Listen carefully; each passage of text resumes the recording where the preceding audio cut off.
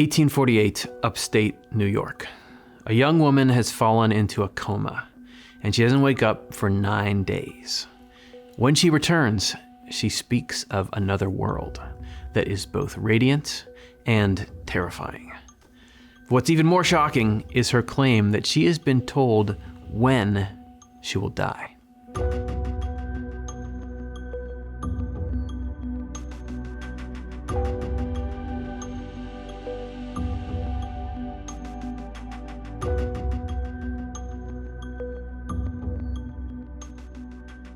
Marietta Davis told her friends and family what the spirits she encountered told her, that she would die in 7 months. Sure enough, 7 months later, on the exact day, Marietta passed peacefully into the spiritual world. She was surrounded by her family and her friends. She had no regrets and no fear. In fact, she couldn't wait to go back. That sound crazy? Perhaps. But Marietta believed she would just continue in a different world. And she was not the first to believe this.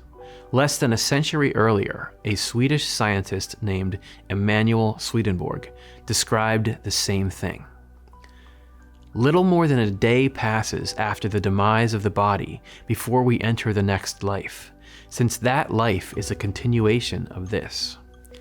What did they see, and could they both be describing the same world?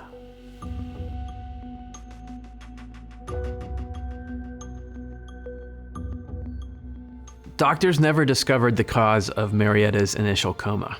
Her attending physician wrote that she had fallen into a state of trance, in which she remained 9 days, and from which to awaken her, human skill seemed unavailing.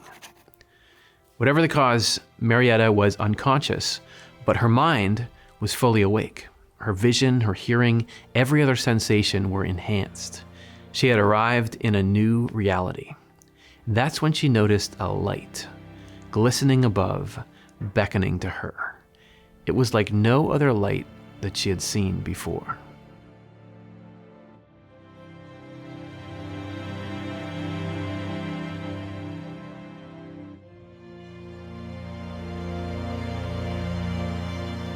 Marietta approached the light and discovered that it was the outline of a figure, what she called a glorified human being.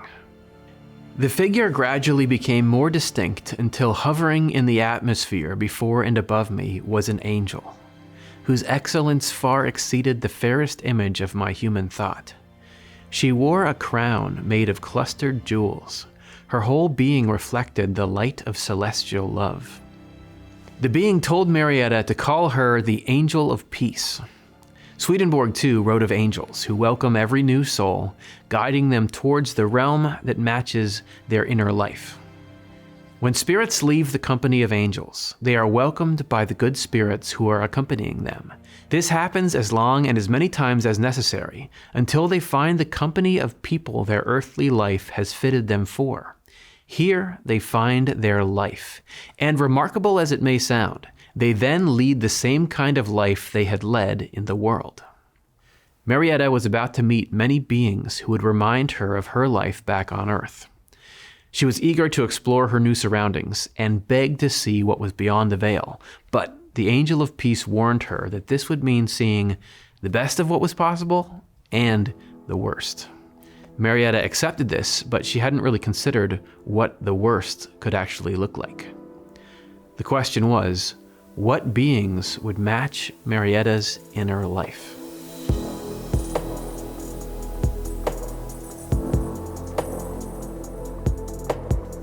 Marietta and her guide approached a glorious, radiant city. She was amazed by her surroundings. There were buildings covered in precious gemstones, pavilions of effervescent light. There's choirs of angels singing and creating music in perfect harmony. Overwhelmed by all this brilliance, Marietta felt suddenly small, like she was unworthy to stand among so much perfection. Before her stood another being, one composed of pure golden light, whose beauty, Marietta wrote, was inexpressible. She was stunned by what and who she saw. Her guide told her, "This is your Redeemer."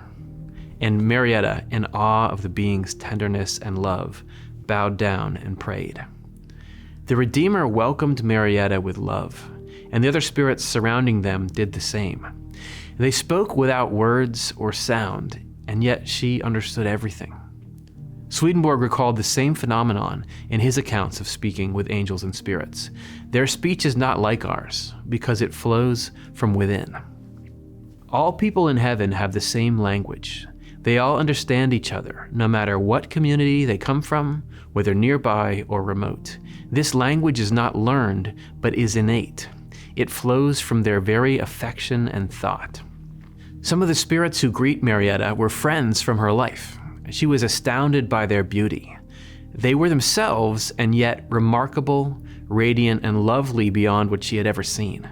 She could hardly describe what she saw, so different from people on earth. I can only give feeble utterance to my conceptions of their nature by saying they appeared all mind, all light, all glory, all adoration, all love supremely pure, all peace and calm serenity, all united in sublime employ, all expression of heavenly unfolding joy. Swedenborg saw the same thing and wrote that the beauty of angels reflects the love they have within. The whole angel, especially the face, is charity, which is both clearly presented to view and clearly perceived. To see the form is to see inexpressible beauty that touches the deepest living reaches of the mind, filling them with charity. Those who have lived a life marked by the faith that comes of charity become these visible forms, these beauties in the next life. All angels are such forms, in unlimited variety. Of them heaven is made. Marietta's amazement only grew when suddenly she saw a flash of light pass by her.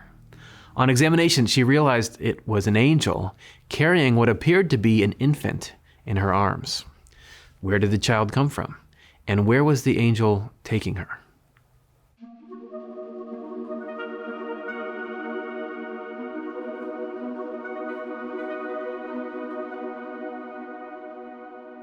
These were angels on errands of mercy, the angel of peace told her. Instantly, Marietta was transported to an earthly scene. A grieving mother weeping over her child's bed. The baby had died. They watched as the baby's spirit was delivered into heaven by loving angels. The young angel explained that it was her death they were seeing. They watched as the baby's soul was carried by an angel into a radiant nursery, where she was raised in light and love. The spirits said that they were happy and urged their families on earth not to be sad for them. They explained, "Ours is a cup overflowing with gladness to the spirit made free. This is the world we know. Here we first awoke to the reality of our existence. Earth we visit, conducted by guardian spirits, but it is unlike heaven. There we witness sorrow, pain, and death.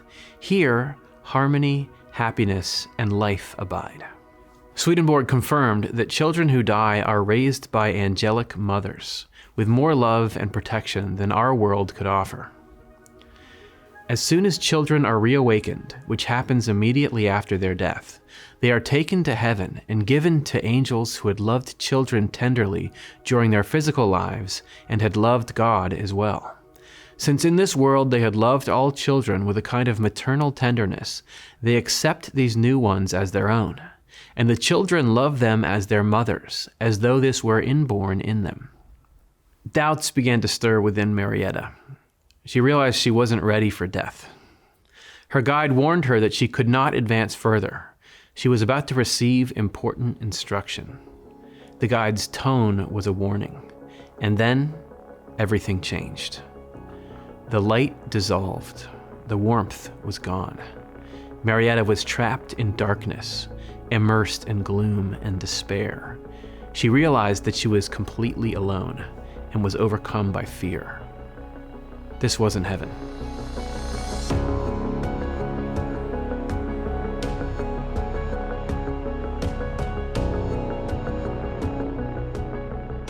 In the other life, evil spirits consist almost entirely of cravings and delusions. They have acquired no other life for themselves.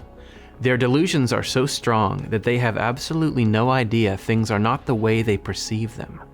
The figments of our imagination cannot be compared to theirs. They are in a state that transcends ours, even in this regard. Such fantasies occur constantly among spirits in hell, who use them to torture one another in dreadful ways. Marietta was consumed by a feeling of supernatural dread, a sense of horror.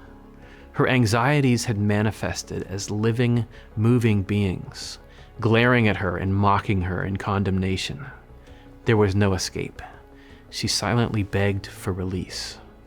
The Redeemer appeared above her, speaking to her kindly and offering her an exit. But she instinctively recoiled, feeling disbelief and distrust, and she was plunged even deeper into darkness. The scene changed. Her surroundings were breathtaking. She was in the company of spirits dressed in affluent clothing. Everything glowed with an intense phosphorescent light. But something felt off. Slowly, Marietta realized that everything she saw was illusory, beautiful in appearance only. Each thing she touched caused excruciating pain. Fruit picked from trees burned her hand. Flowers emitted foul odors that hurt. She even described the water as molten lead. Everything she heard the spirits say was sarcastic, pompous, disingenuous. These spirits were cruel. Suddenly, another spirit appeared by her side. It was someone she had known in life. This spirit explained that they were in a realm of people who care only for the pursuit of pleasure, wealth, and external things. I rushed in haste to the enjoyment of the glittering scenes which you now behold. I was welcomed as you have not been, for at once I was recognized as a fit associate by those who here abide. They do not welcome you, for they discern in you an anterior desire, adverse to the ruling passions which here prevail. Marietta recalled her shock at the empty, tortured look in the woman's eyes, and those of her compatriots. The spirit said that she lived in a perpetual state of addiction, forever chasing her desires, knowing that she's never going to be satisfied. This realm, curtained with a cloud of nether night, is one sea of perverted and diseased magnetic element. Here lust, pride, hate, avarice, love of self, ambition, contention, and blasphemies, reveling in madness, kindle into a burning flame. The combined strength and aggregate of all is the prevailing law. By this strength of evil I am bound, and in it I exist. Swedenborg witnessed spirits trapped in similar realms by their own obsessions. I have even heard some hellish people saying that they knew and recognized that what they were doing was evil and what they were thinking was false, but that they could not resist the gratification. This moved their thoughts to see evil as good and falsity as true. Swedenborg confirmed what Marietta learned, that in the spiritual world, people live in a home surrounded by other beings that match their desires. And they're so immersed in this world that they create, they no longer care if it's real or an illusion. Marietta was terrified. Again, she wished for escape, but her journey continued, this time into an even darker realm.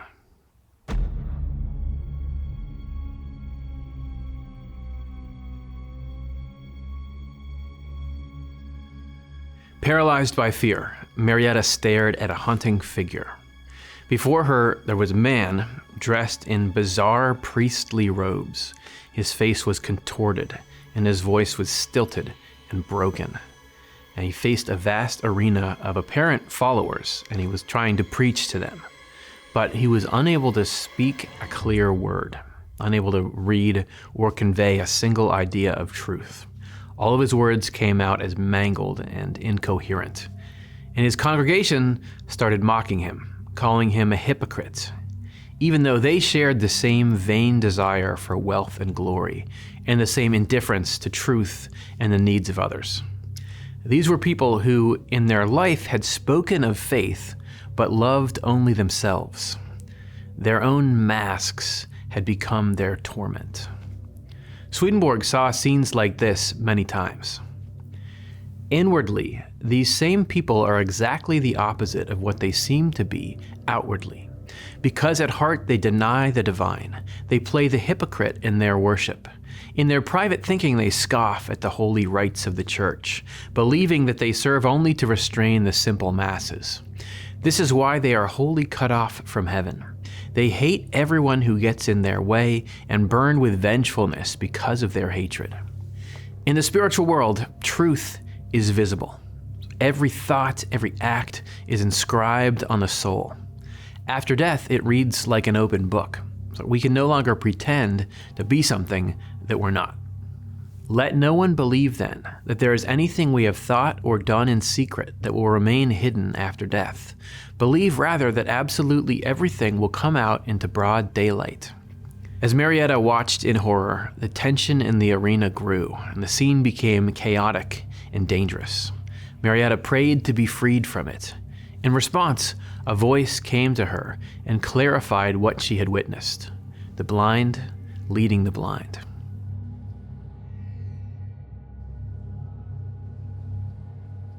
Marietta was freed from the hellish realm.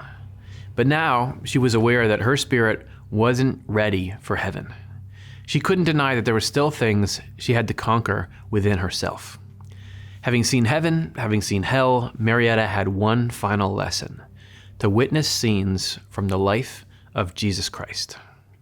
She was about to watch a movie in real time, as only the spiritual world could show her.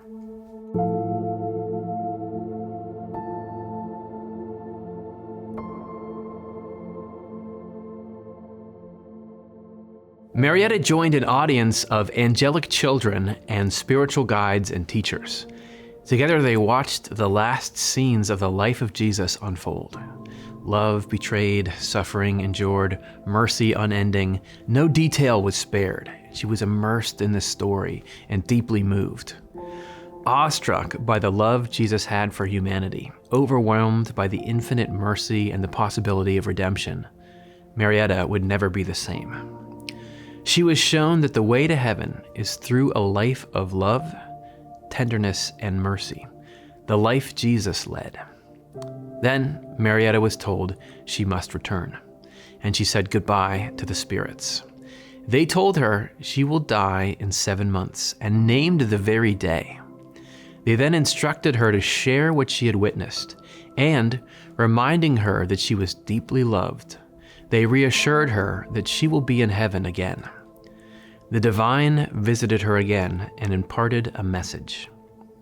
Child, for a wise purpose thou art to return. Be faithful to thy charge.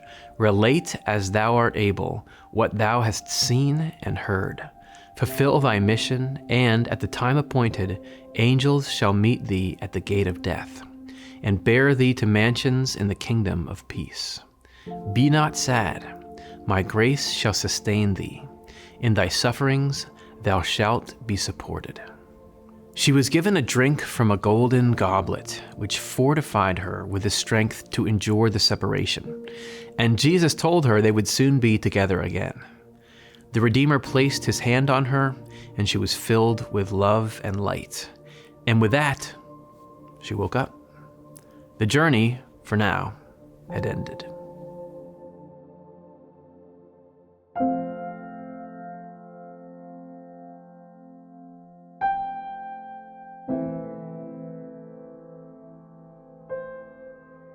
Marietta awakened deeply repentant and spiritually transformed. She was told to strengthen her faith, not to doubt, and to believe in a higher power and a higher purpose for her own life. She followed the instructions of her spiritual guides and recorded all she had witnessed faithfully. Over 150 years later, her story has been preserved and published many times. Her account was an early version of many more that would come back to us, each one a lesson and a reassurance that life continues, we are all worthy, and that we can shape our world into a heavenly one even before we pass from this life into paradise. Marietta had been a skeptical, non-religious woman before her NDE, but after her coma, she would talk about her faith to anyone who would listen. This near-death experience was remarkable for its depth, its detail, and its vision of a glorious heaven and self-imposed hell. Her visions were powerfully echoed in the writings of Emanuel Swedenborg, whose body of work elaborates on much of what she saw and more. And yes, she died exactly when her spirit guides told her she would, on the day she told her family would be her last. Marietta's experience was an intensive spiritual education in morality and in truth. The exact type Swedenborg wrote would occur in the afterlife for those who were willing to learn. Does Marietta's story, told first in 1848, still resonate today? Can't we all, like the spirits that Marietta and Swedenborg witnessed, benefit from chasing desires that benefit others, rather than just enriching ourselves? What Marietta found could be summed up like this: loving only ourselves is a self-made hell, but love for others is salvation. Hey everybody, thanks for watching. This is Curtis Childs. This has been the NDE Files. If you want to see another episode, we recommend this one.